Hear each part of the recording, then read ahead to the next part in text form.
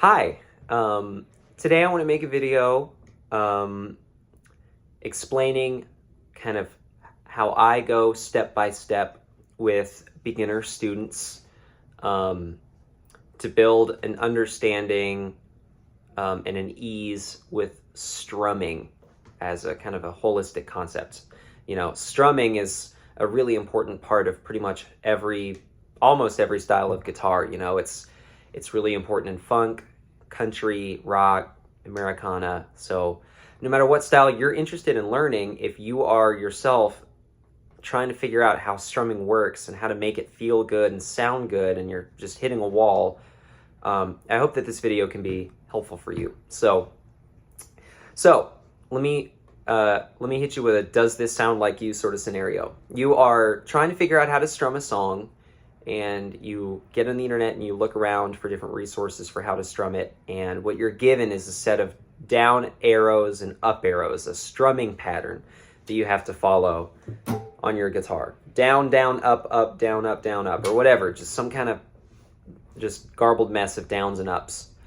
And if that does sound like you and you're trying to do that on your guitar and it's feeling stiff or weird or it's hard to keep track of, let's see if this other approach will give you a slightly easier time putting together strumming. In my opinion, strumming is not about a series of downs and ups. That's not the point. The point of strumming is to embed the pulse of the song in the chords that you're playing on your guitar. And it all has to do with the right hand and this back and forth motion that we make to the beat of the song. So this is something that you should think about for every song that you listen to and that you want to strum. If the pulse of a song is, say, right here, if this is the beat of a piece of music, if we're going to strum along to that beat, our right hand should be moving downward to that beat. Down, down, down, down, down, right? And if we do that, what happens is our right hand ends up turning into this very mechanical, pendulum-like, metronomic sort of part of our body. It's just keeping the pulse for us, and it moves back and forth without ever freezing or changing. And then within this, we can touch the strings on the way down or on the way back up. Right? We can get a down strum or an up strum because it's just in this motion inherently, right? And so if I were to take two chords back and forth, let's say E major and A major, and we'll make each one 4 beats. So we'll go E for 4 beats, and then A for 4 beats. 2, 3, 4, 2, 3, 4. What I think is a really nice way to build up your ability to strum is to take that little idea, those 2 chords, and start by just strumming with your down strums to the pulse of the song, just like I'm going to demonstrate right here. 1, 2, ready, go. This is a great place to start. You're getting that motion in your right hand established. Hopefully you can transition chords without freezing so that everything can kind of ride the wave and the rhythm just keeps going. Right? And so this just is constantly moving and it never changes, right? Once that feels good, we can add in up strums, so we get this kind of back and forth chatter.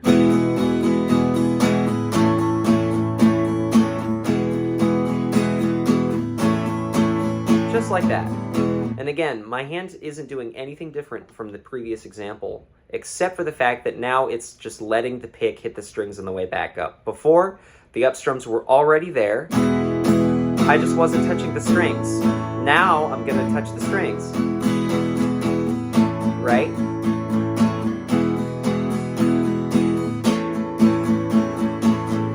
And then finally, if you sit with that long enough, you're eventually going to start to get a little bit more attention in your attention span to give towards changing how intensely you're hitting the strings, whether you're hitting the strings or not at all, and kind of how you want the actual rhythm of the song to sort of come through your guitar. So within this motion, changing chords every 4 beats, if I go back and forth and I just go down, up, down, up, down, up, eventually right? Eventually I'm going to start to get more bandwidth to be able to kind of play around with that. And I don't mean that I'm going to freeze or change the rate of my right hand. It's going to keep moving back and forth all day long. But within that motion, I can start being a little bit more nuanced about when and how the pick hits the strings. It might hit it on the way up every time. It might leave some up strums out. It might leave some down strums out. All of that comes together and out comes real strumming. So take a listen. Down strums, then down and up. And once this feels good, it'll just happen by instinct, where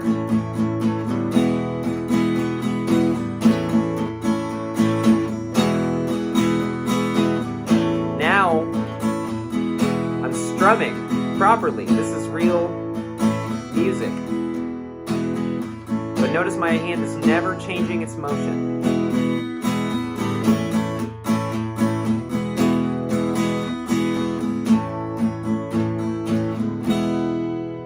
And that's, I think, the real way to get strumming under your fingers. So once you can go down and up with the pulse of the song, if you just sit with that, it's going to be an organic process that just kind of happens, you know, as you get more relaxed. You're going to be able to start missing up strums, missing down strums. They're still going to be in your right hand. The motion is still there. You're just not going to let the pick hit the strings. And then that's all going to start to kind of gel into this human, dynamic, musical strumming. And the main thing to look for when you get to this stage is that you're relaxed and that it feels really good. It should feel great. You should start getting into it. You should start swaying.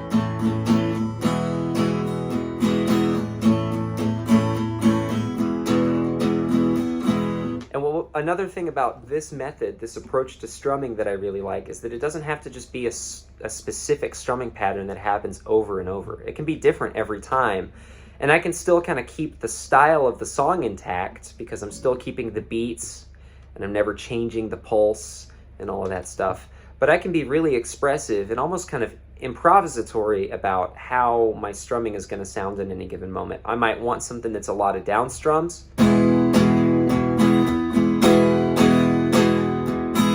Or I might want a lot of up strums.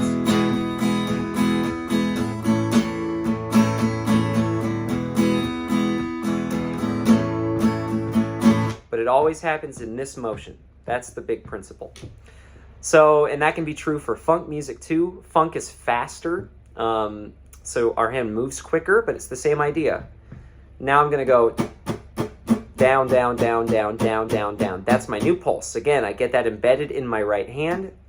I get to where I can do that with down strums and down strums plus up strums. And then I grab a chord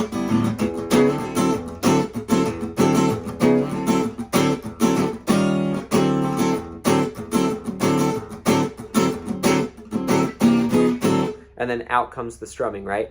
Or like a real slow country waltz. Same idea. Here's my pulse. 1, 2, 3. 1, 2, 3.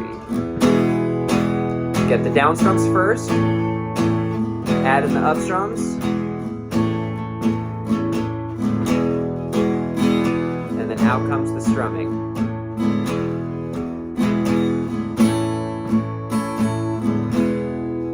There. So I really almost recommend that you don't try and do a specific strumming pattern for a specific song when you're trying to build up strumming. I think it's almost maybe more in line with this information I'm talking about to just pick some chords and just strum them off the cuff. Don't worry about a song. Don't follow like a verse or a chorus. Just make some music. Pardon the siren. And get to where that can feel really good and it feels relaxed and it feels dynamic and organic and that you can just do it without having to think too hard.